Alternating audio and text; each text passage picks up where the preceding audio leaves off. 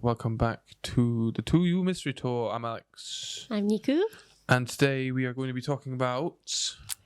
the Korovina group incident. Could you spell that for me, please? K... Oh, you've already said yeah. C.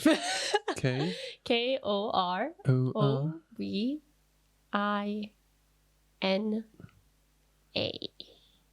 Okay.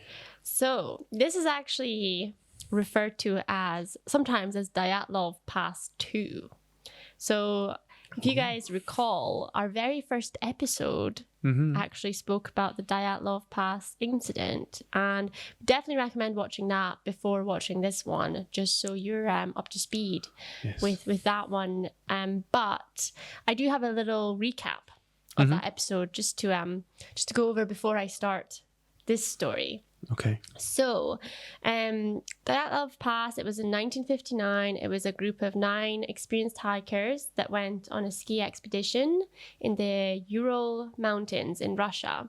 And the group were found deceased in a variety of mysterious ways, if you remember. So there was hypothermia, internal bleeding, head trauma, and chest trauma. Yep. And if you remember, there was something really, really severe. One of them, her eyes and tongue were missing. Yeah, I didn't want to repeat that, but and one was missing fingers, if I remember. Yeah, well, correctly. do you remember some of them had their hands were reduced to stumps because they were clawing at trees. Yeah, they were clawing at trees, and there was skin found in the barks and the trees. So they obviously were running away from something in a panic, and they had cut themselves out of their tent in a panic. But if you remember, the footprints were walking. They were calm. Yeah, rather than running. So... yeah. And I deduced that it was the aliens. Yes. I remember that one. That was your first try at solving a mystery. This is the first episode, wasn't it? Yeah, it was the first episode. So go back, have a look at that. Before this one? Yeah, I mean, I think it would be good to listen to that one just so you see some similarities. I mean, that was just a very high level recap. So we'll wait. We'll wait while you go and do that. Yeah, so, pause this one. We'll wait. Okay, you're back. Okay, thanks for Oh, thanks for coming back. So now on to this one. Right, decades later, after the one you just listened to, on August 2nd, 1993, a group of 7 hikers led by master hiker and survivalist Ludmila Korovina. I'm just gonna be referring to her as Korovina, which is her surname. And they set off to hike the Khamar Daban mountain range. Now, it's important to note that the Khamar Daban mountain range is very much a different place to the Ural Mountains that the Dyatlov Pass people were on. Different terrain. It was completely different sides of the Soviet Union. Was 1993 Soviet Union? Oh, don't test me on my history. Okay, well, I'll just say Siberia. So, different sides of Siberia. So, these hikers, unlike Dyatlov Pass, they were much younger. They were trainees, and Korovina was their mentor, and she knew them all really well. So Korovina was 41, and I'll just list the hikers that were with her. So there was Sasha, or Alexander, who was 23. There was Tatiana, who was 24. There was Dennis, who was 19. And there was Valentina, who was 17. Victoria, jump slow down. No, you're fine. Who was 16, and Timur, who was the youngest, who was 15. Who? Timur. Yeah. No. Sorry. Let me know if I pronounced any of that wrong. I probably did. And so the first 2 days of the hike went really well. But by August 4th, like Dyatlov Pass, the group hit poor weather conditions, and they were forced to camp in an exposed area, just like Dyatlov Pass. And it's really weird because just like Dyatlov Pass, if they had just hiked a little bit further, they could have found a more sheltered place. But they just, in a panic, set up camp in an exposed area. Yeah. The problem was really bad rain. Okay. It wasn't so much snowfall. Wasn't snow this It was time, actually very heavy rain, which I think kind of makes everything slidey and icy. So set up camp, and the next morning the group made a fire and they ate breakfast before setting off again. And they were meant to meet another group of hikers that was led by Korovina's daughter called Natalia. Right. So they were going to meet her. So it's a family affair. These like expeditions, training. Sherpa's the wrong word, but the same kind of concept. Well, they like lead them. They're not so much like that. It's more like they're like mentors, and it might be a little bit like, you know, like scouts. Okay, where they go out improving their skills, survival skills or something. Yeah. It was kind of like that. So getting their badges. Yeah, they were progressing to the next level of being and becoming a mountaineer or something. Yeah. So they were meant to meet Natalia, but they never showed up. So what happened when they set off after breakfast? So search and rescue were called when they never showed up, and for 6 days the mountains were searched. So, sorry, the Natalia's group didn't show up.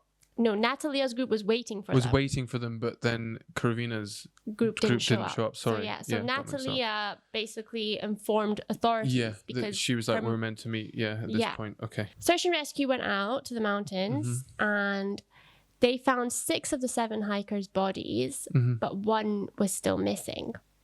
And they carried out an autopsy. And the autopsy report showed that they had all died from hypothermia. Yeah. Except Korovina, who suffered a heart attack. And they had signs of bruised lungs, protein deficiency, which would be due to malnutrition, and it was all ruled accidental. Now, there was 1 person missing because there were 7 of them and there was 6 found. Yeah.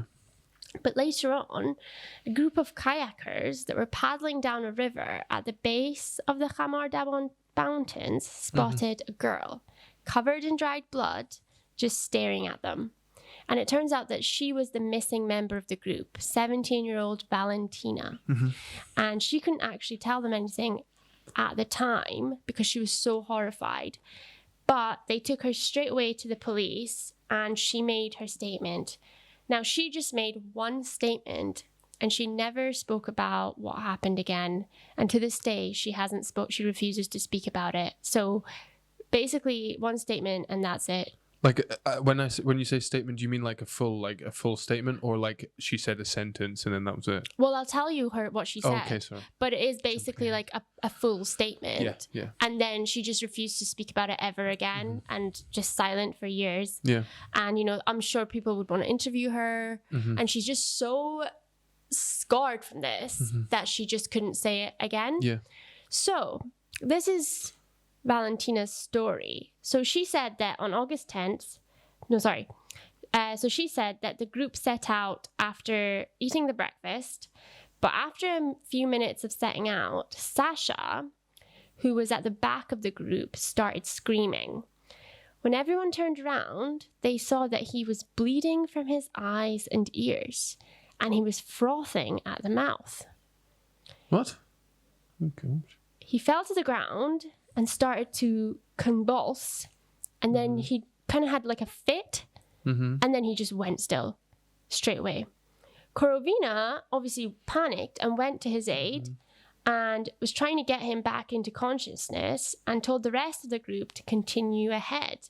So the rest of the group carried on for a few seconds before they heard Korovina cry out, and she started screaming, and they turned around, ran back to her, only to see that she was also having the same symptoms as Sasha. Her eyes and nose were bleeding, and she was frothing at the mouth as well. She then collapsed on top of Sasha, and she also went still. Tatiana got to Korovina first after that, and she collapsed next once she got to them and tried to help them. But the way she collapsed was different. She started grabbing at her throat as if she couldn't breathe. Yeah. And then she started to crawl towards a rock. and she started bashing her head against it until she died. Yeah. Victoria and Timur and Dennis started running away, but they started to collapse while running. So they started like falling over, and they were throwing up blood while they were running, clawing at their throats and tearing their clothes off as well. So Valentina sees this, but I think she's far away from them. So she starts to run too, but she's kind of like a spectator, it seems. She runs as far as she could from the site, and she was in the wilderness sleeping in a tent that she had been carrying with her for 4 days before she was found by the hikers. She actually went back to the scene to get supplies a couple of times because other people had food, I think, and that area had food. So she went back, but she stayed away to camp by herself. And that was when she was found after that. But she had a tent with her. So, but then obviously going back to how the rest were found, they had hypothermia, heart attack. Which one had the heart attack? Do you know? Korovina. The only one who had a heart attack was Korovina. Okay.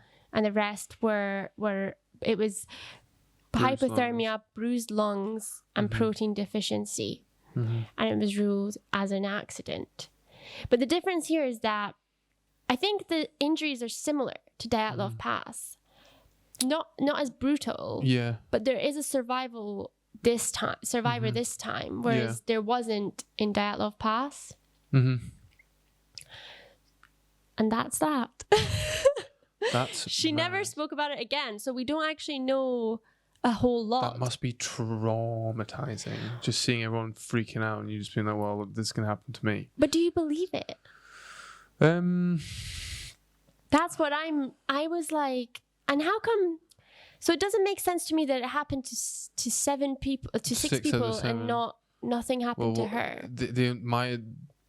Unless there's a common denominator where they all ate the same food something. She went back to get the same stuff. Or they all ate like a berry and she was like, maybe don't eat that. And they were like, shut up. And then they ate it. And then... So I think it has something to do with contact. Because every person who contacted Sasha fell. And then the next person fell, the next person. That's so fast though. Yeah.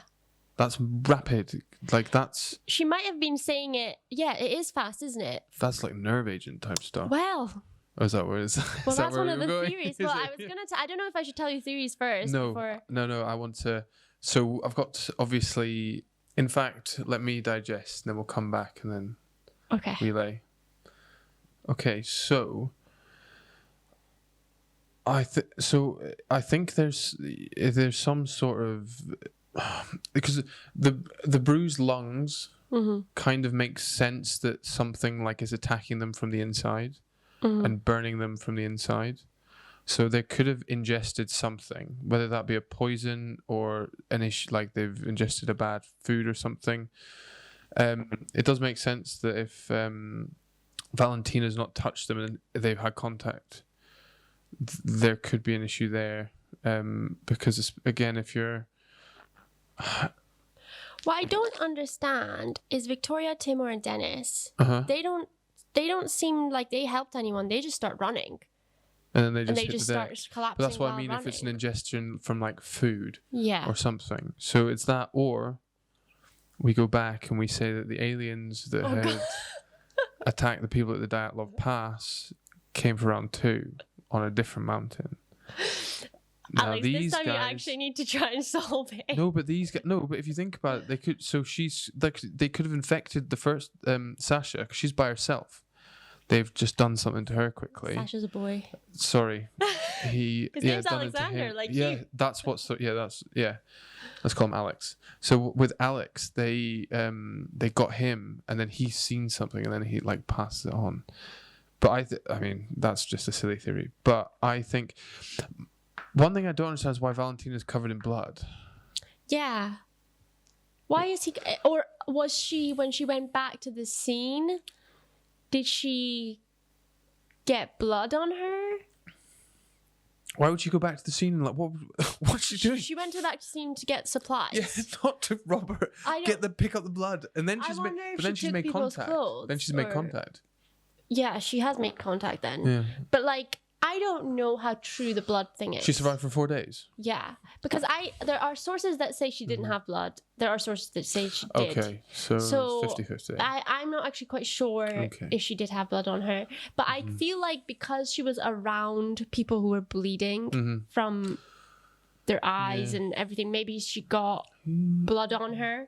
But that's again contact, isn't it? I wonder what the timeline is between everyone going down.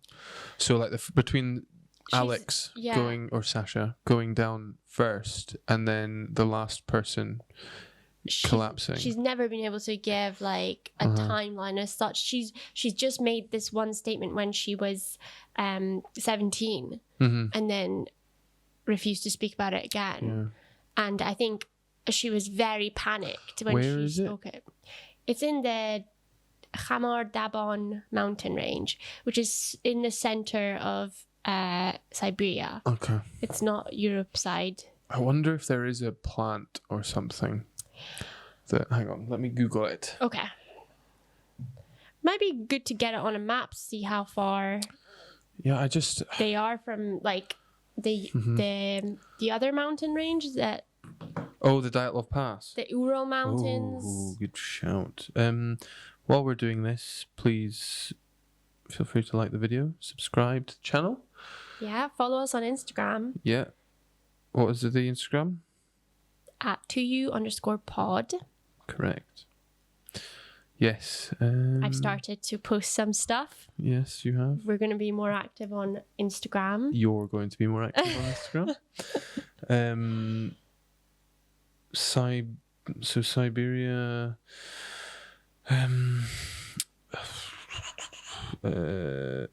poisonous food. I have not spelled that correctly at all. This is the Ural Mountains, by the way. It's that vertical. Okay. We're gonna put a still on our Instagram. All right, I was going to say. For you guys to check. We include photos from our cases now, so please check out our Instagram page if you're curious about what everybody looks like and different things from the show as well. Because all I'm finding is nerve agents, so it'll take me too long to realize, oh wait, no, what am I doing? I should look up food that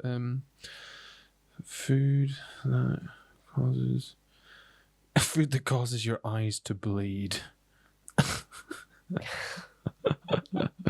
Okay. That's surely just poison, is it? Yeah, I think it might be or berries.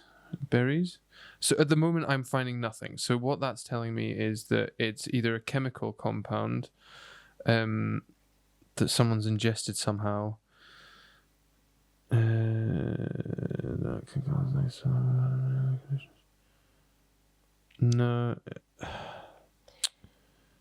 No, I mean nothing.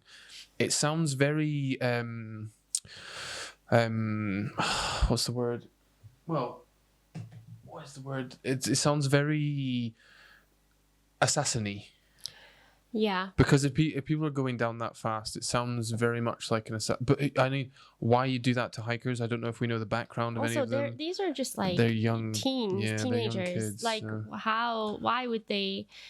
So I've just been looking at where the mountain range is. So the Ural mountain range for Dyatlov Pass was very much towards Europe.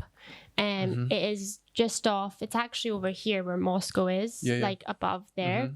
Whereas the Khamar Dabon, where these guys, away. These are actually bordering near Mongolia. Yeah, okay. Which is way further away, and it's actually very much there. And it's near Mongolia. It's like it's bordering near a complete different place. So I don't know. I don't think whatever killed them was related, as in the same thing.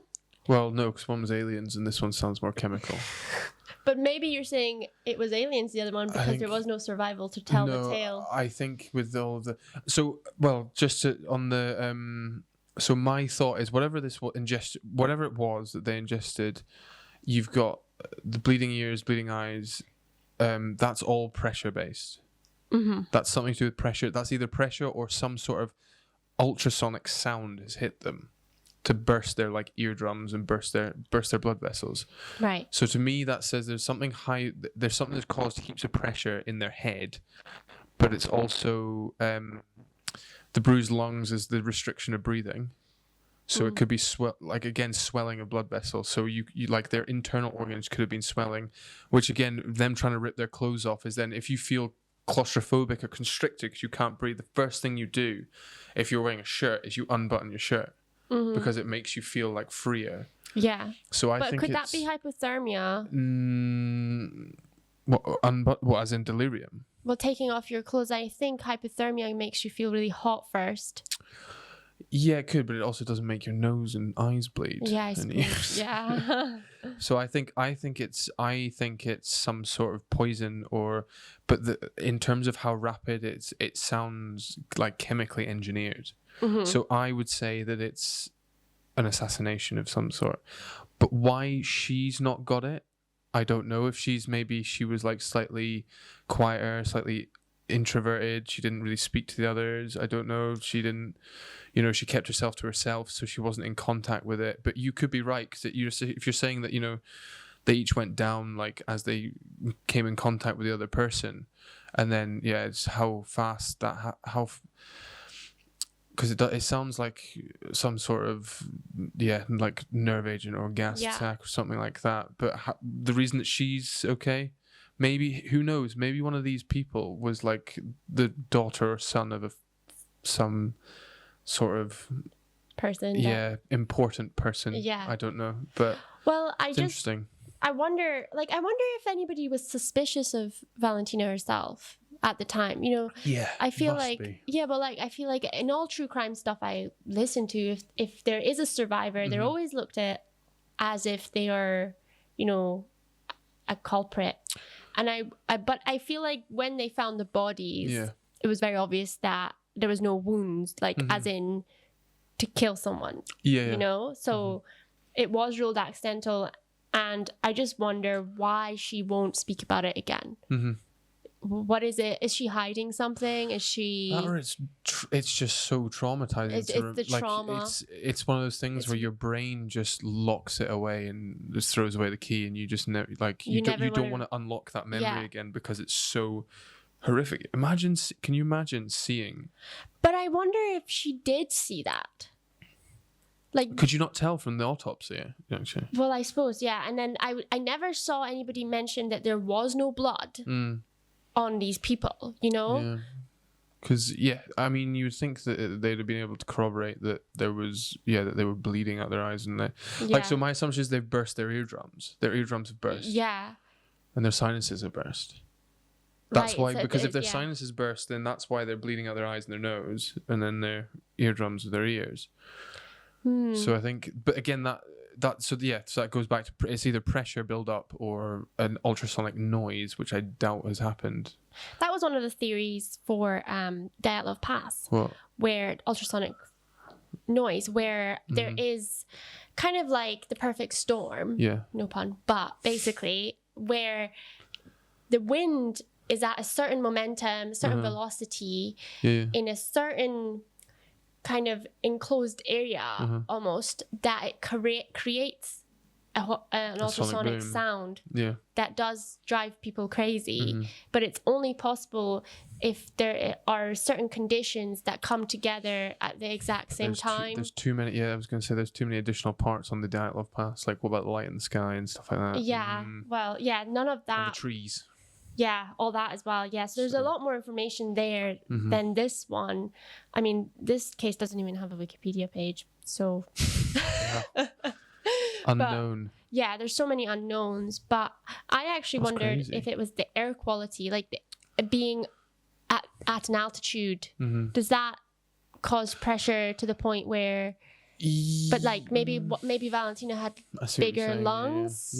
I don't know, like genetically like her lungs were bigger or something. I know what you mean, but it's the thing that's mad is how fast everyone goes, even if it's like it's not actually that fast, it's like an hour, half an hour afterwards.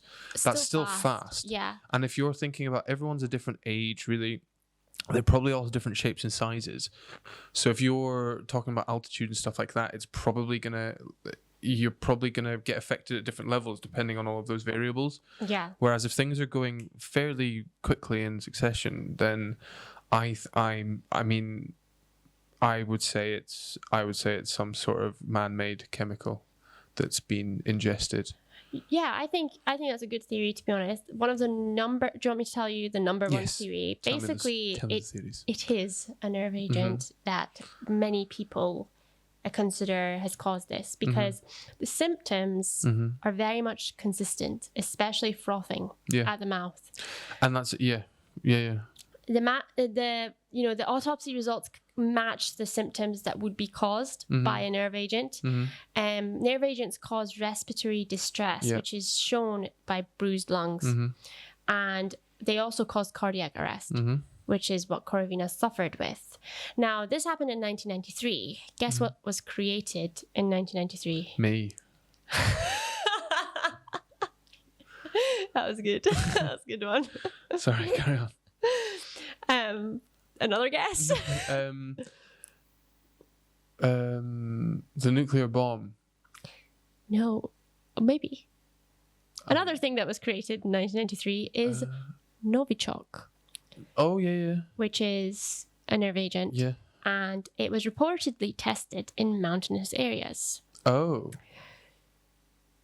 So, I actually read on Thought, I think it was on Thought Catalog, it was like a blog post, and somebody had actually kind of theorized that this nerve agent wasn't there, but because of the heavy rain, it washed down towards them.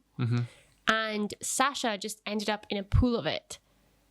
Okay. And it affected him straight away because he was like at a very contaminated, maybe stepped onto a contaminated area. And I don't know if you know this, but nerve agents are transferable through touch. Yeah. So absorbs through the skin. So I think it absorbed more slowly from one person to the other, from like the source. I mean, this is not part of this person's theory. This is me now, but like absorbed less and less through more and more people because it's getting away from its source. Yeah, I see what you're saying. It's something to think about, but yeah, because it becomes soluble then because it's not in the air. But how did Valentina survive? Because she was where they all were, and she even went back to the location where it would have been rampant. Good point. Unless it was in the air and the rain just like Sasha managed to somehow get it. And then because it's wet, like it's all transferring onto everything, and then. But then, like she could just have been incredibly lucky. The only thing is, I read that nerve agents are actually weakened by moisture. Oh, what, like they're dissolved? So yeah, they actually don't survive in like interesting. water and I stuff. thought it would just become insoluble. I'm sure I heard on Red Handed. You probably are right, yeah. Yeah, one of the Red Handed pod episodes did say the moisture really weakens a nerve agent. So, again, it doesn't make too much sense that it managed to kill everyone so fast if it was already weakened. Yeah, but then what if it's mean to say, what if Valentina released it? But why would she do that? Yeah, a 17-year-old who has no motive. Yeah. There's no reason at all. But I do think it was something. You could be right though if they're testing it in the mountains, and then they like just hit this unfortunate bit of where it was tested. They think it's all washed away, but it's actually washed down, and then it's just so unfortunate they've hit this bit, and then Valentina's further behind. She's panicking. She's the youngest. She doesn't know what to do, so she stays kind of back a bit. So that could be that would be my guess would be nerve agent poisoning type thing. Yeah, that's pretty much the main theory. And I actually wonder if this is the case for Dyatlov Pass as well, because mountainous area, you know. You could be right, yeah. But I'm going to stick with my theory. Okay. Aliens have done it. It's pretty stubborn. Yeah. No, I mean, it's... No. Okay, well, it could be... They're different symptoms, aren't they? I suppose, yeah. Like they're like, yeah, I mean... There was no evidence of frothing at the mouth for Dyatlov Pass. Mm-hmm. But they did seem like they'd been impacted. Mm-hmm. Their organs were impacted by something. Mm-hmm. But some of them were like torn up. Yeah, so... Oh, but I suppose that's animals. So they could have died and then animals got them. But yeah, so on that note... Yes, to conclude, I think we're on the same... It's pretty... It seems to be the only kind of, not even logical, but the closest thing to logical as an answer. Oh, well, that was really good. I quite enjoyed that one. Nice. Little follow-on, little Dyatlov Pass Part 2. We'll call it the Korovina Pass. The Korovina group incident. Yes. Well, let us know in the comments what you think. Yeah, what's your theories? Do you know about this case? Have you heard of something that we don't know? Yes. Let us know. Any more information? And let us know about your requests as well. We've been getting some requests recently, we have. We'll be shouting them out as well when we cover them. So yeah, feel free to comment. Yes, well, and thank you for viewing, watching, listening. Subscribe to the channel, and we'll see you next time. Bye.